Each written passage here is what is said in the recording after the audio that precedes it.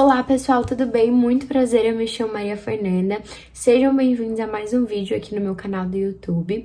E hoje eu vou compartilhar com vocês alguns livros que eu acho que são importantes, que eu li aí durante a graduação, que eu acho que é importante outros estudantes de psicologia também lerem e que me ajudou muito a entender um pouquinho mais sobre a psicologia, entender um pouquinho mais sobre essa relação terapêutica e por aí vai. Então eu espero que você goste desse vídeo, já deixa um like, se inscreva aqui embaixo no canal e comenta o que vocês acharam, se vocês já chegaram a ler algum desses livros ou outros livros que fizeram assim, super a diferença durante a graduação de vocês. Lembrando que eu tô no 4º semestre, então assim, tem alguns livros que eu ainda não cheguei a ler, que também são super recomendados por estudantes, por psicólogos, porém ainda não li, então eu vou compartilhar o que eu já li e também a minha opinião sobre eles, porque que eu acho que vocês deveriam ler, fechou? Então bora pro vídeo.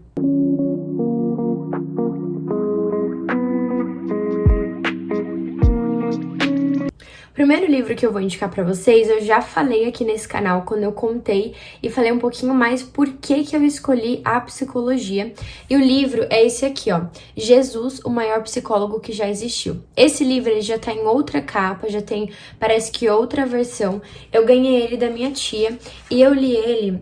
Ó, eu li ele em 2018, então já faz um tempo que eu li, mas eu preciso reler.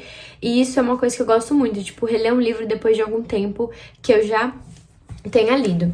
E, gente, por que esse livro é importante? Não tem nada a ver com religião, não importa se você é evangélica, ou se é cristão, se você é espírita, não importa. Ele vai falar exatamente como que os ensinamentos de Cristo ajudam a gente e principalmente o psicólogo a entender algumas coisas. Então, ele traz capítulos da Bíblia, aí eu não sei qual Bíblia, porque eu sei que tem diferença, né? Antigo Testamento, Novo e por aí vai. Mas ele traz alguns capítulos e ele sempre traz um princípio espiritual e por que a gente tá agindo de determinada forma, o que a gente poderia fazer.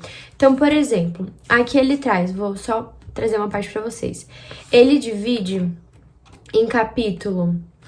A primeira parte que você entende as pessoas, aí tem, por exemplo, entendendo como as pessoas pensam, entendendo as pessoas, elas são boas ou más, entendendo o crescimento, entendendo o pecado e a psicopatologia, entendendo a religião, entendendo o vício, e aí a gente chega conhecendo a si mesmo, que aí a gente conhece seus sentimentos, o inconsciente, a verdadeira humildade, o poder pessoal e o verdadeiro valor.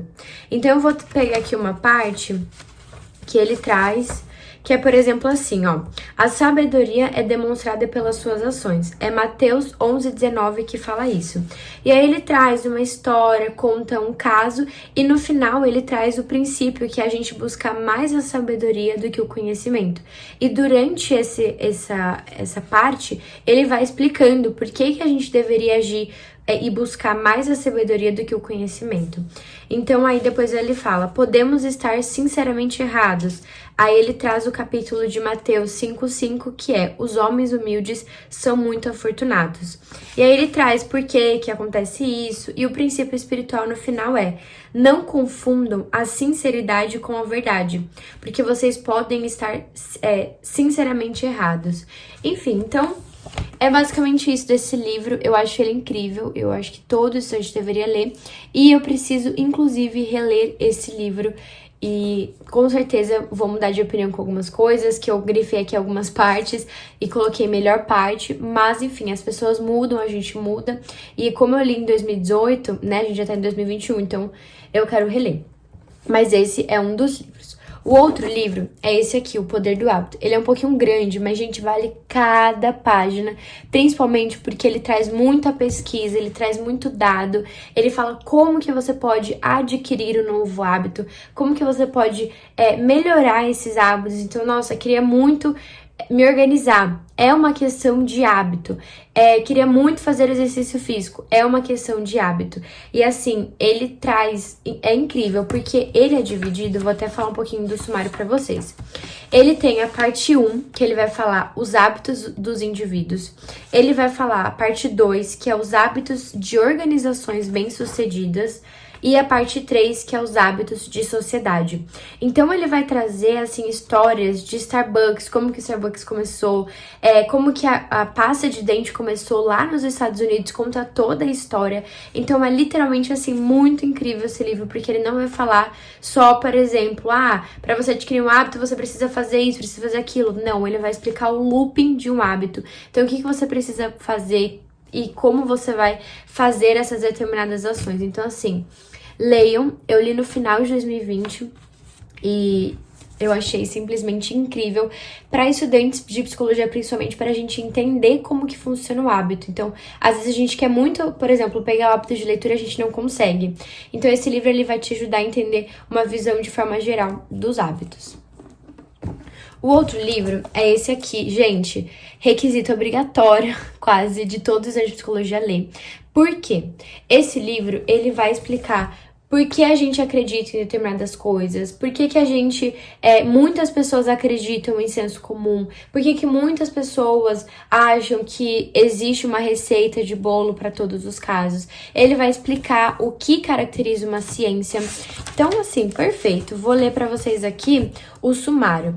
O sumário, ele tem máquina de crenças e a ciência. Então, ele vai falar aprender a ciência, tendência em acreditar naquilo que queremos acreditar, além do banco escolar, o que vai caracterizar o conhecimento científico, a psicologia humana e o conhecimento científico, parece, mas não é, a sedução da pseudociência, ciência e religião, ciência, incerteza, pecado e redenção. Então, assim, leiam estudo de psicologia, leiam saúde, leiam qualquer área, assim, que envolve ciência, esse livro vai ajudar muito vocês. E também o pessoal aí que gosta de uma pseudociência, eu acho que faz sentido vocês lerem também para entender um pouquinho mais.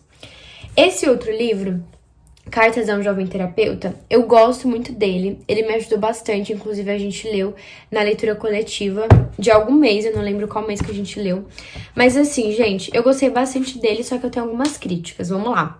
Ele é muito da psicanálise, então pro pessoal que não entrou na faculdade ainda, não teve psicanálise, pode ser que pareça um negócio louco, assim, um pouco estranho.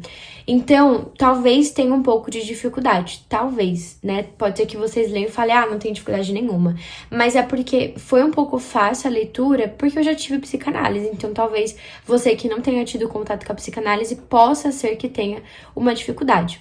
Outra coisa, esse livro, ele foi escrito há alguns anos, né? Tipo, eu não lembro que ano que foi escrito, mas não é um livro, por exemplo, assim, de 2021.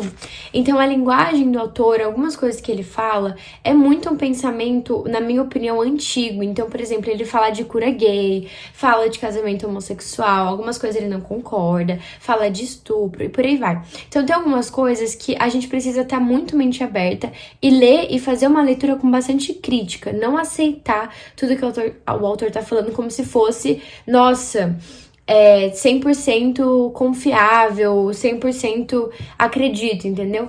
Porque talvez você possa até acreditar, acho que eu não tô sabendo me expressar, mas é a gente realmente ler com análise crítica esse livro, porque nem tudo eu concordo, nem tudo eu acho que, nossa, faz sentido. Até mesmo sobre a psicologia, algumas coisas que ele traz, eu fico assim, não concordo com o que você falou, e é uma coisa que na prática não dá certo, entendeu? Então, assim, recomendo, com bastante leitura crítica. Agora eu vou falar pra vocês de 2 livros que eu acho super importantes, mas que um eu tenho físico, mas tá emprestado com a minha tia, e outro eu li de forma em PDF. O primeiro livro é A Morte é um Dia que Vale a Pena Viver.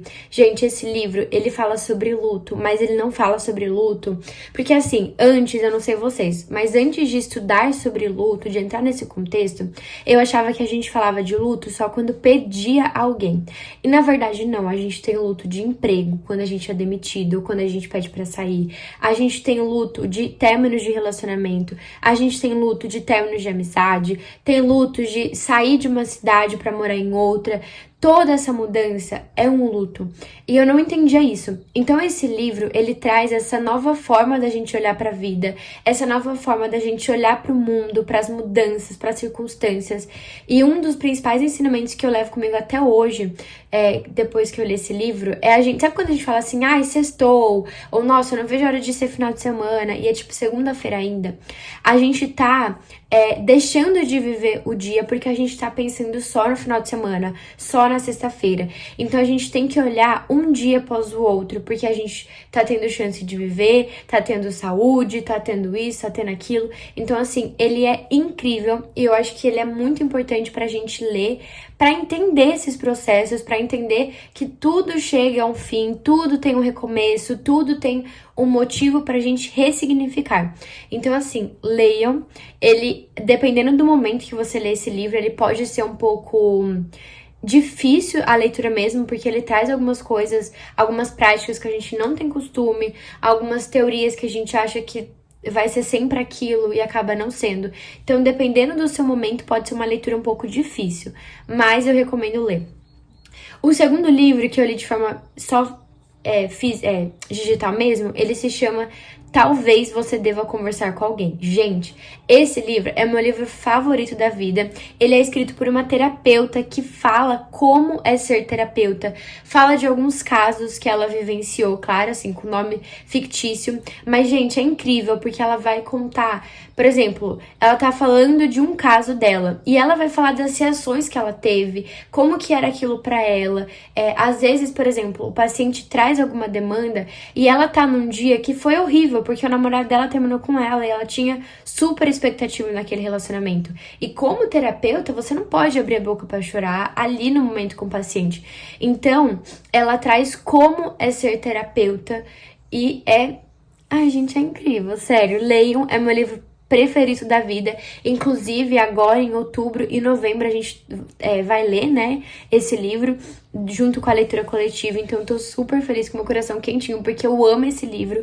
Eu já li a primeira vez em PDF e agora eu tô lendo em PDF de novo, mas a primeira vez que eu li no Kindle. Então eu acabava não riscando e não fazendo risquinho, seta, quadrado, coração. E agora eu tô lendo no iPad, no aplicativo Xodó, não sei como é que fala. Inclusive eu tenho até um tutorial aqui. E aí nele eu posso fazer anotação, posso fazer risquinho, posso fazer coração, posso fazer tudo. Então assim, tô amando.